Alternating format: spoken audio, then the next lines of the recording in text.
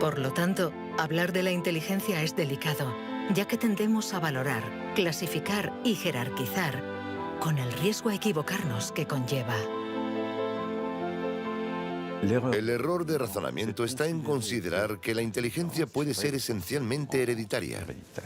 Y esto nos ha llevado a divagaciones, en mi opinión, total y absolutamente ridículas. Por ejemplo, en 1924, creo, se votó en Estados Unidos una ley que restringía la inmigración mediante cupos, porque en los test daban resultados menos buenos. Y se suponía que los inmigrantes eran hereditariamente menos inteligentes.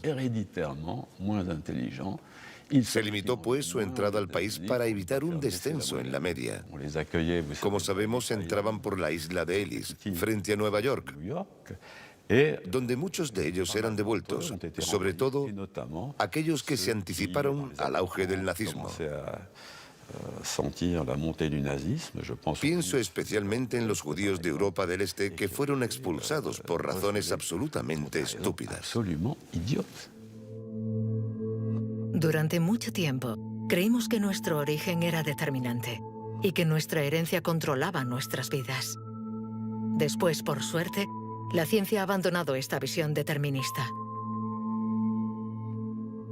Pero la inteligencia es algo especial. Un tema tan sensible que los pasos en falso han marcado su historia. William Shockley, físico visionario y premio Nobel por su descubrimiento del transistor, resultó menos brillante en sus estudios sobre la inteligencia. Dr. Shockley, if you could answer it yes or no, I would appreciate it. Do you believe that black people are inferior in intelligence because of their heredity? What I say is this. My research leads me, and it's a tragic conclusion, really, my research leads me inescapably to the opinion that the major cause of the American Negro's intellectual and social deficits is hereditary and racially genetic in origin, and thus not remediable to a major degree by practical improvements in environment. Then what do you see as the solution to the problem? I would propose that you would offer a bonus to everyone to be sterilized. The offer is based upon the best estimates, best scientific estimates that one can have of any genetically carried disabilities. 1974, prácticamente ayer. Una época nada lejana. Algunos utilizaban el cociente intelectual para justificar su racismo y excluir lo diferente. Joseph Skobanek sufre el síndrome de Asperger, una forma de autismo compatible con un cociente elevado.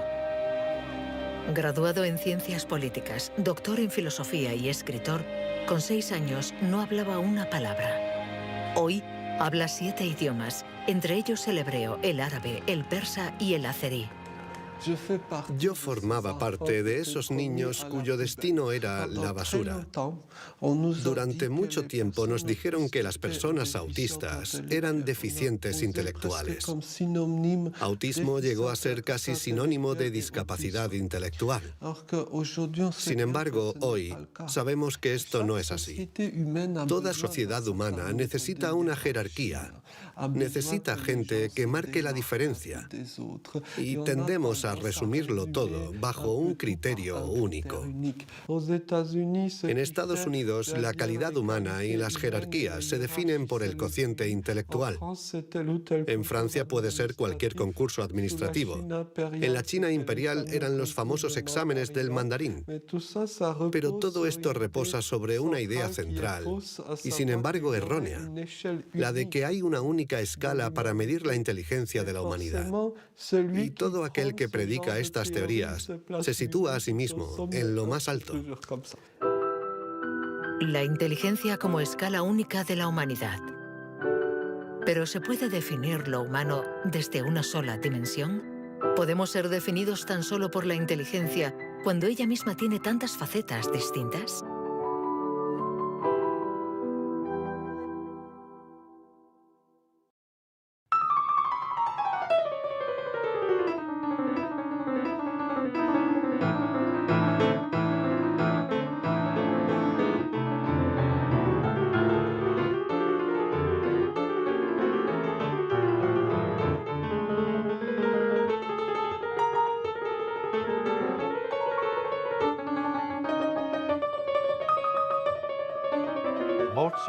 Nos han dicho siempre que Mozart podía tener en la mente una sinfonía entera. Cuando escuchamos una sinfonía, debemos seguirla a medida que se desarrolla en el tiempo. Sin embargo, él la veía en su totalidad. Viene a ser la clase de complejidad mental de un matemático cuando tiene en mente 7 u 8 fórmulas y conoce todas las conexiones posibles entre ellas. Pero siempre podemos argumentar. ¿La inteligencia musical es inteligencia? No importa. Lo que importa es que existe y que aquellos que la poseen no tienen necesariamente un cociente intelectual elevado.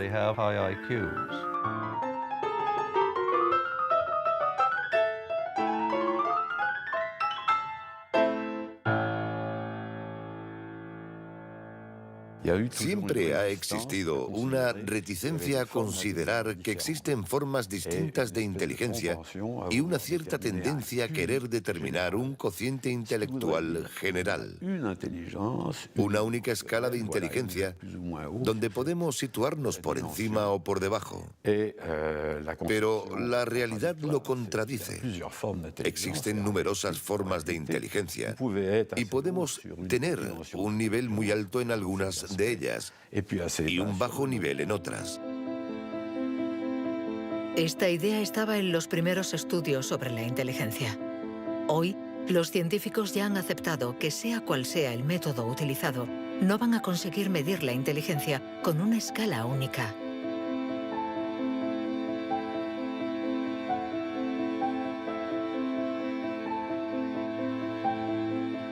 En la Universidad de Nuevo México, el profesor Rex Jung está convencido de que para resolver cualquier tipo de problema usamos distintos tipos de razonamiento.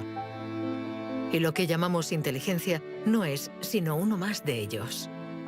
Creo que la creatividad es otro modelo de funcionamiento del cerebro y lo que intento averiguar es si es diferente a la inteligencia o similar. ¿Estamos hablando de lo mismo o de algo distinto? Y he llegado a la conclusión de que la creatividad es un proceso de razonamiento básicamente diferente.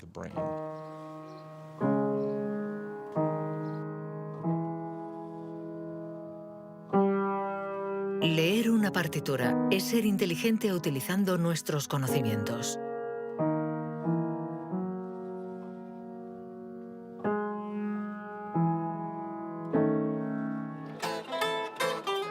Improvisar es ser inteligente inventando y siendo creativo.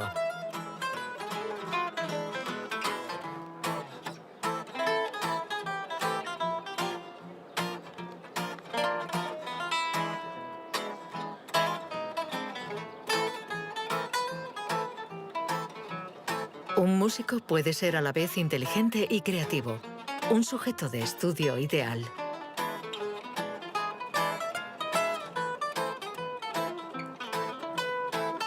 El profesor Jung ha estudiado numerosos cerebros para saber cómo pueden coexistir inteligencia y creatividad. Trabajo sobre la hipótesis de que son complementarias y que hay dos redes diferentes en el cerebro que cooperan para permitirnos razonar. Una es un tipo de razonamiento inteligente y la otra un tipo de razonamiento creativo.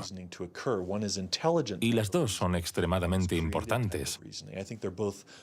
Estamos muy cerca de comprender cómo funcionan.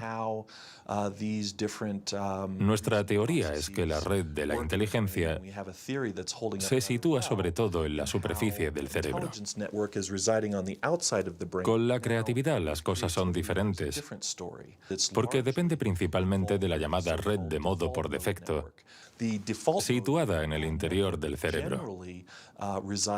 Estas dos redes intercambian permanentemente información para que podamos resolver los problemas que nos plantea el mundo en que vivimos.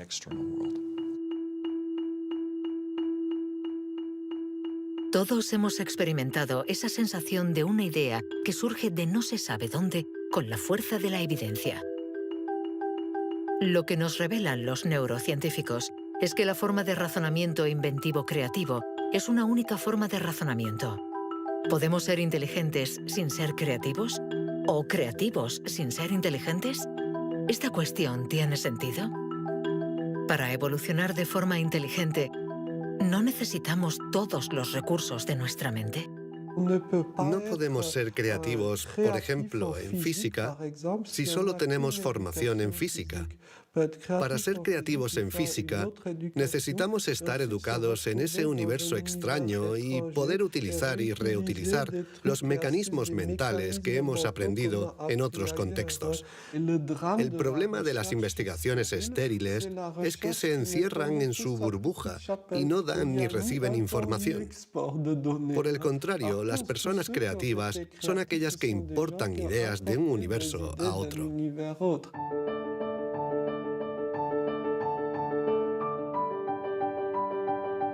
Los hilos se tejen. El cuadro se completa. Los científicos ensamblan poco a poco las diferentes piezas de nuestra inteligencia. Pero el mundo evoluciona y la inteligencia también. El cerebro está en permanente evolución y permite que la inteligencia se adapte a los problemas que debemos resolver, por múltiples y variados que estos sean. Cuando era niño, sabía que yo no funcionaba como los demás y era consciente de ello. Esto me hizo reflexionar y me llevó a imaginar un mundo plural. Un mundo donde no hubiera una única forma de clasificar y de medir, sino muchas. Lo que quiero decir es que la verdadera inteligencia humana no está en pensar de forma plural y saber tener en cuenta distintas formas de entender el mundo y no solo una.